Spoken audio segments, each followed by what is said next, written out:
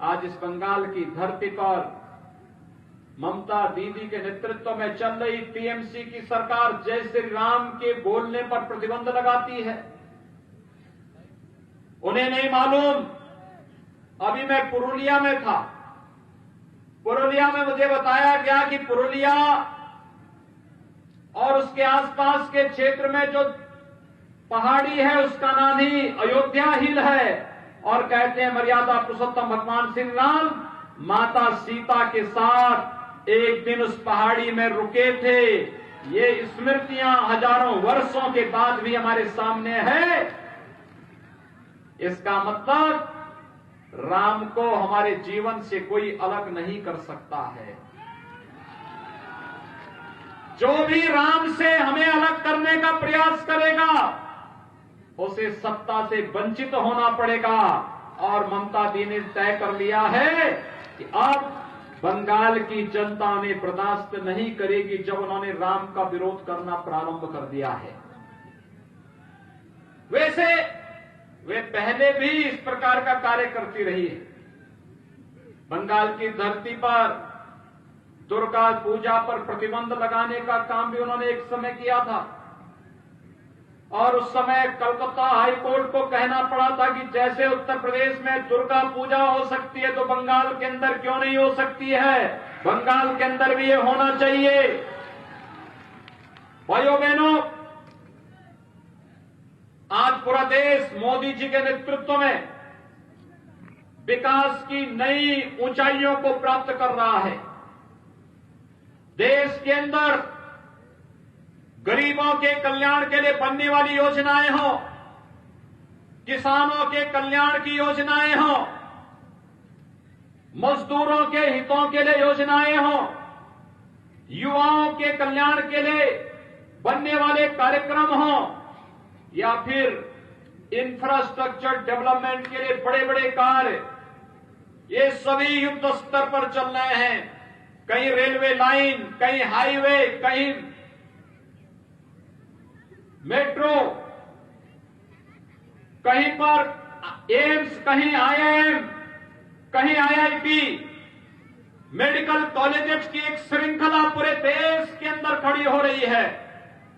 और गरीबों के कल्याण के लिए कोरोना कालखंड में आपने देखा होगा, गरीब कल्याण पैकेज देकर के हर गरीब को फ्री में राशन देने का कार्य, फ्री में रसोई गैस सिलेंडर देने का कार्य अगर किसी ने किया, प्रधानमंत्री मोदी जी ने किया।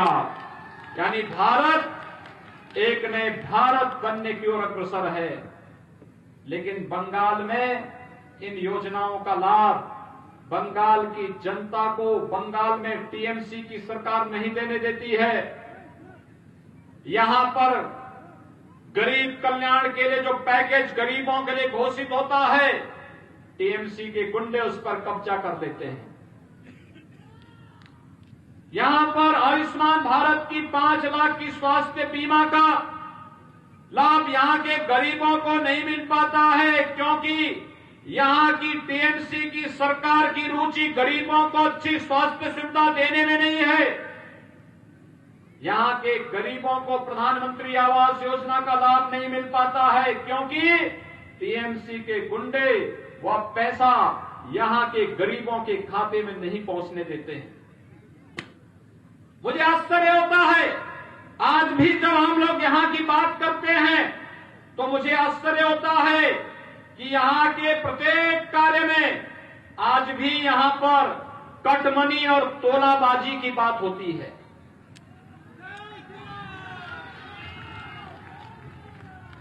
ये तोलाबाजी और कटमनी, ये कांग्रेस, कम्युनिस्ट और टीएमसी तीनों के संस्कार का हिस्सा है।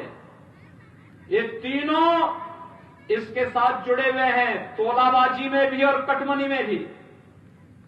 मोदी जी ने डीबीटी की बात की कि गरीब का पैसा गरीब के खाते में सीधे जाए, इसके लिए जनधन अकाउंट होना चाहिए। बंगाल के अंदर दीदी ने वह भी नहीं खोलने दिया, क्योंकि अगर पैसा सीधे गरीब के खाते में जाने लग जाएगा तो भाइयों बहनों, टीएमसी के गुंडों की दुकानदारी बंद हो जाएगी। टीएमसी के लोग जो अब तक जनता के हक को लूटते थे, वह पूरी तरीके से बेरोजगार हो जाएंगे। और इसलिए यहां की सरकार के संरक्षण में कटमनी और तोलाबाजी का खेल सरासर हो रहा है। और इसलिए भारतीय जनता पार्टी आज की आवश्यकता है बंगाल में। भाइयों बहनों, बंगाल के अंदर भारतीय जनता पार्टी इसलिए भी आवश्यक है, जहां भी भारतीय जनता पार्टी की राज्य सरकारें हैं, केंद्र और राज्य सरकार मिलकर के डबल इंजन के रूप में कार्य कर रही है। उत्तर प्रदेश के अंदर पिछले 4 वर्ष के अंदर भारतीय जनता पार्टी के नेतृत्व की सरकार है और 4 वर्ष में भारतीय जनता पार्टी ने उत्तर प्रदेश के अंदर भारतीय जनता पार्टी की सरकार ने 4 वर्ष के दौरान 40 लाख गरीबों को मकान देने का काम किया है। 1 करोड़ 38 लाख गरीब परिवारों को विद्युत का कनेक्शन दिया है। 6 करोड़ गरीबों को आयुष्मान भारत की स्वास्थ्य बीमा का कवर दिया है। 2 करोड़ 42 लाख गरीबों को प्रधानमंत्री किसान सम्मान निधि का लाभ दिया है। 4 वर्ष में 30 नए मेडिकल कॉलेज उत्तर प्रदेश के अंदर बन रहे हैं। प्रदेश के अंदर हेल्थ इंफ्रास्ट्रक्चर को इतना मजबूत किया गया है कि आज उत्तर प्रदेश विकास के पैमाने पर दुनिया के सामने, देश के सामने एक नई मजबूती के साथ सामने आया है। यह काम बंगाल के अंदर भी हो सकता था, लेकिन न कांग्रेस ने किया, न कम्युनिस्टों ने किया और न ही टीएमसी ने किया है। और यह कार्य बंगाल के अंदर भी हो, यही कहने के लिए मैं आया हूं कि भारतीय जनता पार्टी बंगाल की आवश्यकता है और बंगाल की धरती पर भारतीय जनता पार्टी की सरकार आनी चाहिए। विधानसभा चुनाव में यही हम सबको तय करना है। भाइयों बहनों, हम सब जानते हैं भारतीय जनता पार्टी जो कहती है वह करके दिखाती है। याद करिए, इसी बंगाल की धरती पर जन्म लेने वाले भारतीय जनसंघ के संस्थापक अध्यक्ष डॉक्टर श्यामा प्रसाद मुखर्जी ने कहा था, एक देश में 2 प्रधान, 2 विधान और 2 निशान नहीं चलेंगे, नहीं चलेंगे, एक नारा दिया था। और इस नारे ने कितना बड़ा परिवर्तन किया था।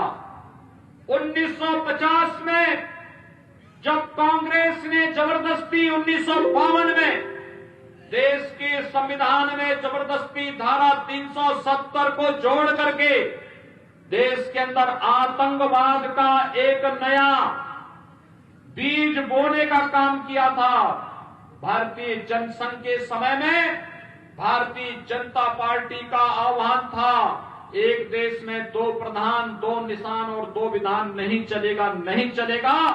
और जब भारतीय जनता पार्टी की सरकार मोदी जी के नेतृत्व में बनी, तो मोदी जी के नेतृत्व की सरकार ने करके दिखाया। कश्मीर में धारा 370 को सदैव के लिए समाप्त करके एक भारत श्रेष्ठ भारत की नींव को आगे बढ़ा दिया। आज आप जान रहे होंगे, कश्मीर में आतंकवाद की जो अंतिम कील थी उसको भी ठोक करके एक आतंकवाद की ताबूत को हमेशा के लिए समाप्त कर दिया है। और यही काम अयोध्या में मर्यादा पुरुषोत्तम भगवान श्री राम के भव्य मंदिर के निर्माण को लेकर के भी रहा है। आप सब जानते हैं 1990 तक, 1992 के पहले तक पूरे देश का राम भक्त एक ही आह्वान के साथ निकलता था अयोध्या जाने के लिए कि रामलला हम आएंगे, मंदिर वहीं बनाएंगे, यह आह्वान होता था। लेकिन भाइयों बहनों, अयोध्या में भव्य राम मंदिर निर्माण की सभी बाधाओं को दूर करते हुए प्रधानमंत्री मोदी जी के नेतृत्व में आज अयोध्या में भगवान राम के भव्य मंदिर के निर्माण का कार्य चल रहा है। मैं ममता दीदी से कहना चाहता हूं, राम से विरोध मोल मत दीजिए, राम का विरोध मत करिए। जिसने भी राम का विरोध किया है, सत्ता से उसे वंचित होना पड़ा है और यही कार्य आज बंगाल के अंदर मर्यादा पुरुषोत्तम भगवान श्री राम के जय श्री राम कहने पर प्रतिबंध लगाने के कारण बंगाल की जनता के एक एक जनता के मुंह से शब्द निकल रहा है जय श्री राम। और इसीलिए राम का विरोध करने वाले के लिए क्या होता है, यह उत्तर प्रदेश में भी राम विरोधी सरकार थी, आज उसका कोई अता पता नहीं है। और ऐसे ही जो राम विरोधी स्वर टीएमसी के द्वारा यहां पर निकाला गया है, आज जनता उसकी प्रतिक्रिया व्यक्त कर रहा है। जनता के द्वारा अपने संबोधन में और अपने सामान्य शिष्टाचार में भी जय श्री राम का उद्बोधन करके जो अभिवादन का एक नया कार्य बंगाल ने प्रारंभ किया है। वैसे भी हमारे देश में तो गांव देहात में हम लोग मिलते हैं, राम राम कहते हैं, कोई उद्घोष करते हैं, जय श्री राम कहते हैं, और जब किसी प्रियजन की अंतिम यात्रा निकालते हैं तो राम नाम सत्य है कह करके ही निकालते हैं। राम हमारे श्वास श्वास में रमे हैं। राम से हमसे अलग राम को कोई नहीं कर सकता। लेकिन बंगाल के अंदर जबरदस्ती राम का विरोध करके यहां की सरकार अपना हिंदुओं की भावनाओं के साथ खिलवाड़ करने का कार्य कर रही है। लेकिन ये कार्य नहीं हो पाएगा। भाइयों बहनों, मैं आप सबका आह्वान करना चाहूंगा, बंगाल टीएमसी के गुंडों से मुक्त होना चाहिए और टीएमसी की गुंडागर्दी बंगाल के अंदर बंद होनी चाहिए।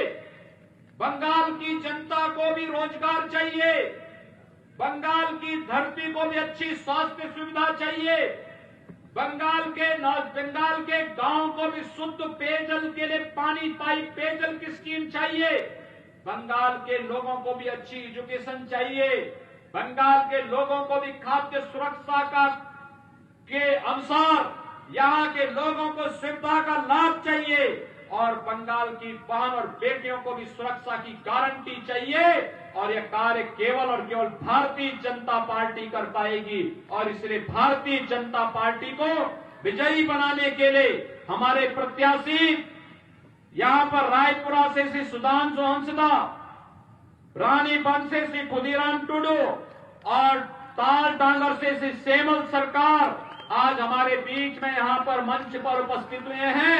मैं आप सबका आह्वान करूंगा, एक बार मेरे साथ दोनों ओर से माताएं भी अपना आशीर्वाद दें। मेरे साथ दोनों हाथ उठा करके बोलेंगे, दोनों हाथ उठा करके आप मेरे साथ बोलेंगे, जय जय श्री राम, जय जय।